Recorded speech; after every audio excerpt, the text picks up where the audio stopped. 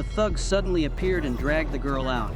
Despite her pleas, Danny, on her first official mission with the gang, did not hesitate to prove her loyalty. When William heard the gunshot, he rushed outside, but it was too late to save his daughter. The film begins with the Duncan family happily celebrating their daughter's birthday, highlighting their close-knit bond. William and Kat share a heartfelt moment during a softball game, strengthening their father-daughter connection through their shared love of sports. However, at dinner, the parents grow concerned upon realizing that Kat appears to prioritize sports over her studies.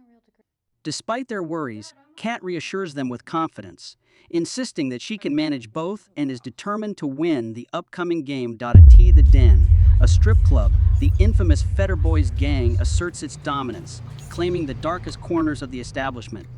Amid the chaos, their ruthless leader, Donnie, coldly shoots a man to death just as his two sons, Rory, the oldest, and Danny, the youngest, arrive.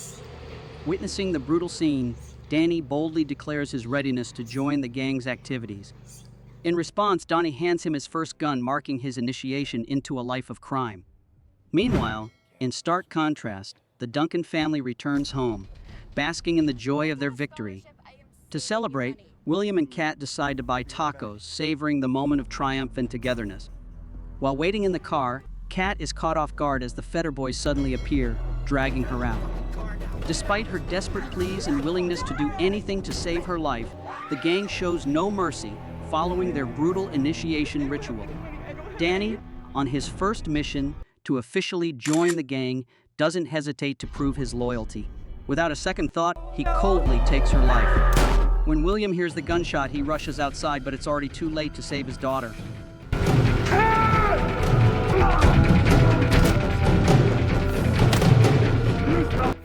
Although Danny attempted to knock William unconscious, he was swiftly apprehended by the police. Soon after, William and Jen were devastated by the heartbreaking news of their daughter's death, struggling to come to terms with their overwhelming loss. Their grief was only compounded by the failure of the justice system. Danny received a mere 5 to 7 years in prison, an outrageously lenient sentence for such a heinous crime. To make matters worse, he refused to admit to killing Kat and her friend, Gild, instead manipulating the truth. He claimed that William, having suffered a concussion during their altercation, had given unreliable testimony, leading the court to dismiss his account. Consumed by frustration and disillusionment, William lost faith in the legal system, unable to accept the cruel reality that his daughter would never receive the justice she deserved. Reluctantly, William accepted a plea deal to push the case forward. However, during the trial, he abandoned the legal process altogether, choosing instead to take justice into his own hands. Determined, he quietly tracked Danny, waiting for him and the gang to return home, preparing for a final confrontation. Unaware of the impending danger, Danny entered without a second thought. Meanwhile, William remained hidden in his car, patiently waiting for nightfall, consumed by his dark intentions. Just then, a street worker named Luna happened to notice him. Sensing something was off, she approached and asked if he needed help. Without hesitation, William coldly dismissed her, unwilling to let anything or anyone deter him from what he had planned. The moment Danny appeared, William's fury exploded. Without hesitation, he slammed his foot on the gas, crashing straight into him. Killed my little girl. Sure about that? Huh? Afterward, William fled the scene, driving home in a haze of adrenaline and dread. Wasting no time, he scrubbed the car clean, erasing every trace of his crime. Inside, he found his wife watching an old family video, but he barely managed a few brief words before retreating to the bathroom. In the stillness of that confined space, the weight of his actions crashed down on him. Overcome with shock and a torrent of emotions, he realized he had crossed a line from which there was no return. Meanwhile, members of the Fetter Boys gang arrived at their club, where Rory handed Donnie the money he had collected from the streets. However, Donnie was far from satisfied. His expression darkened as he warned Rory that mistakes would not be tolerated in the future. Moments later, Donnie received devastating news his brother was dead. Shocked and furious, he rushed to the crime scene. But when he arrived and saw Danny zipped inside a body bag, the reality was too much to bear. The sight of his lifeless brother was something he refused to accept. Around the same time, a detective paid a visit to William, informing him that he was now a potential suspect. Feder was murdered last night. Wow. What were you doing last night, Mr. Duncan? I was here. Yeah, he was here. However, the moment the police left, the facade crumbled. Jen turned to William, her suspicions boiling over into a heated confrontation. I don't want you to go back to how you were. This is different. I can't believe you'd even say that. Meanwhile, back at the club, Rory sat in seething silence, his mind consumed by one thought: avenging Danny's death. Rory wasted no time. He ordered the gang to hunt down the person responsible. Thanks to information from Luna, their target was identified, William. The following day, Rory and Henley spotted William sitting outside a cafe, focused on his laptop.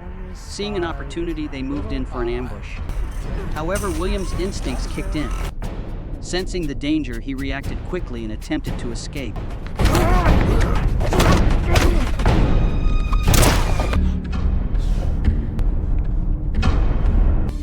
That was exciting, William Duncan.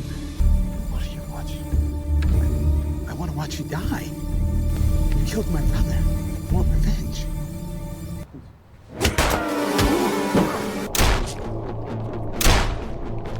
Upon returning home, William couldn't shake the feeling of an impending threat. Wasting no time, he took measures to fortify his house.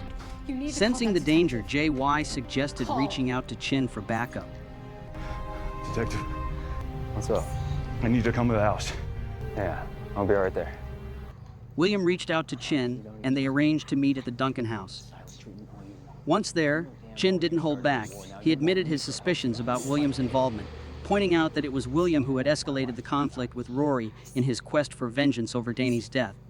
Chin then revealed what he knew about William's past, highlighting his military record and exceptional ability to handle high-pressure situations.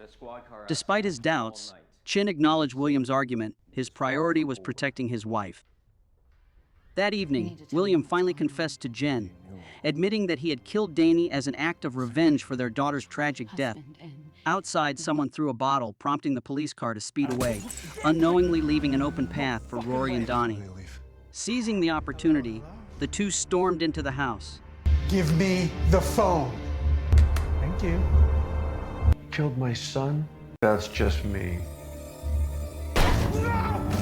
Within moments, gunshots rang out, Jen was shot, and William collapsed to the floor as the brutal confrontation unfolded. Lying in a pool of blood, William struggled to call 911 before the intruders disappeared. When he regained consciousness, he found himself restrained to a hospital bed, only to receive the devastating news that Jen hadn't made it. Physically and emotionally shattered, William wrestled with the will to keep going. The weight of his loss was suffocating. Yet, the medical team did everything in their power to stabilize both his body and mind. As he slowly regained his composure, Chin arrived at his bedside with a proposition. Calling him a miraculous survivor, Chin made it clear if William didn't commit to recovery, they would officially report his death to the public. It was a rare opportunity, a chance to disappear and start over. Now, the choice was his. After days of treatment, William finally came to terms with his profound loss and regained the ability to walk. Wasting no time, he set an escape plan into motion, disguising himself in a janitor's uniform to slip out of the facility undetected.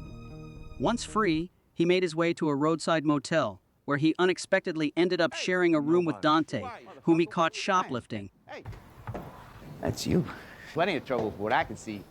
Maybe I can help you. When Dante learned about William's conflict with the Feder Boys gang, he offered to help him navigate the dangerous situation ahead. At first, William wavered, but ultimately, he turned to Dante for a weapon.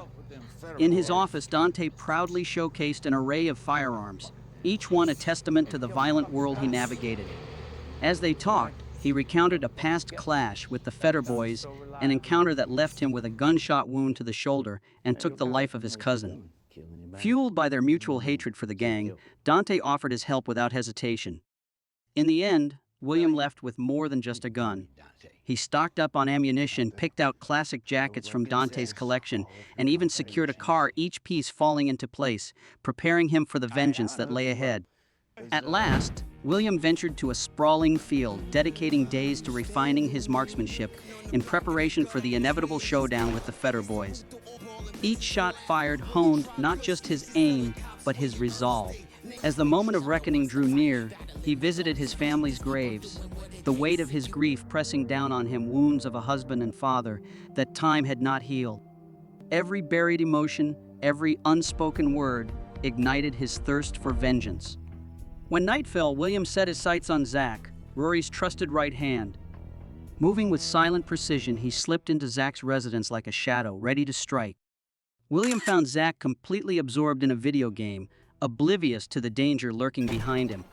Seizing the perfect moment, William launched a sudden attack, igniting a brutal hand-to-hand struggle.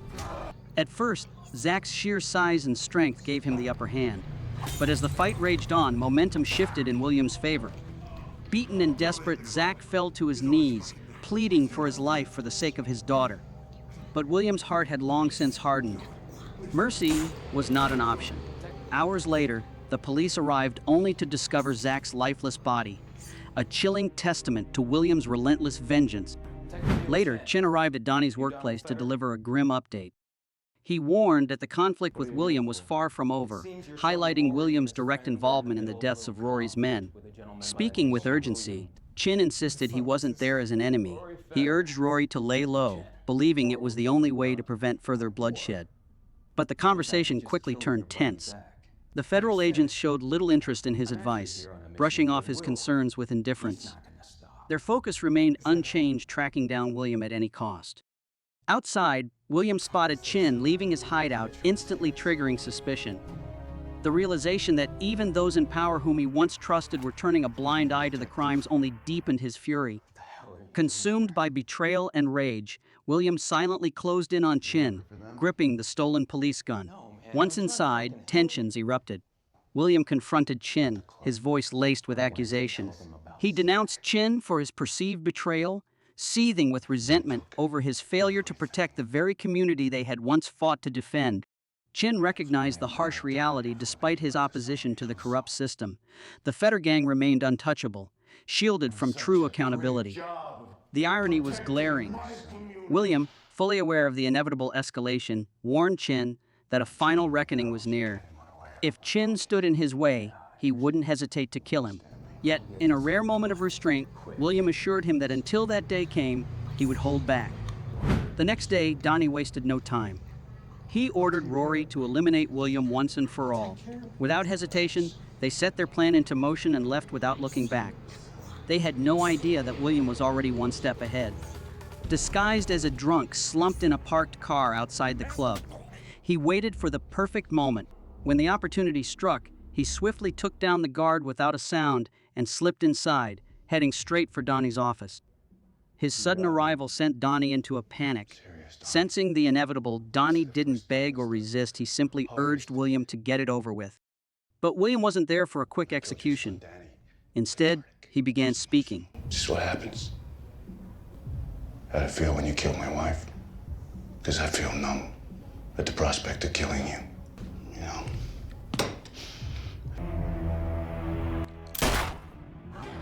William pulled the trigger, ending the reign of the man who had torn his family apart.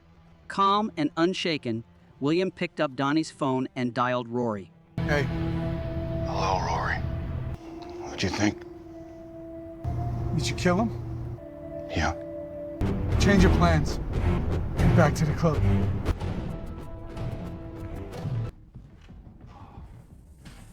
However, the room's attention quickly shifted not to Rory's lack of emotion, but to the unexpected turn of events.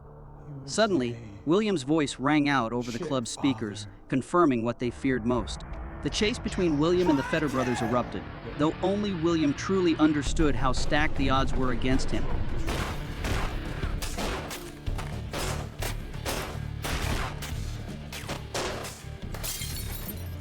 Motherfucker! Get off me! Kill him! So will I. Seizing the chaos, William barely managed to escape, though a bullet tore into his shoulder as he dragged himself up a staircase, fighting through the pain. Dante watched as William struggled, while Luna wasted no time reporting his location at the motel. Before long, Rory and his men stormed in. Despite scouring William's unit desk for information, they came up empty-handed and, without hesitation, executed him as if his life held no meaning. I keep this? Oh, Willie! Teaming up with Dante, he prepared to strike first, determined to turn the tables on his enemies. Outnumbered and outgunned, William and Dante had no choice but to flee the motel, diving headfirst into a relentless shootout. As night descended, the battle intensified, with bullets tearing through the darkness. Desperate for an escape, Dante frantically reached out to his trusted friend Roach. Thinking fast, they made a break for Roach's garage, narrowly evading their pursuers. The moment they arrived, Roach's gang wasted no time, unleashing a hail of gunfire on Rory's approaching vehicle. Overwhelmed by the sudden ambush, Rory and his men had no choice but to retreat. Rory stormed into the garage without hesitation, igniting a brutal clash that left casualties on both sides. Bleeding and battered, he locked eyes with Dante and William, both equally wounded. The air was thick with resentment as they all acknowledged the bitter injustice of Danny's death. For a brief moment, Rory let his guard down, overwhelmed by his emotions. He admitted the world was merciless, his voice laced with sorrow for his fallen brother. But William seized the opportunity. Grabbing a screwdriver, he drove it deep into Rory's neck. Rory didn't scream. Instead, a twisted smirk crept across his face. His contempt for William seared into his final expression, an image William would never forget.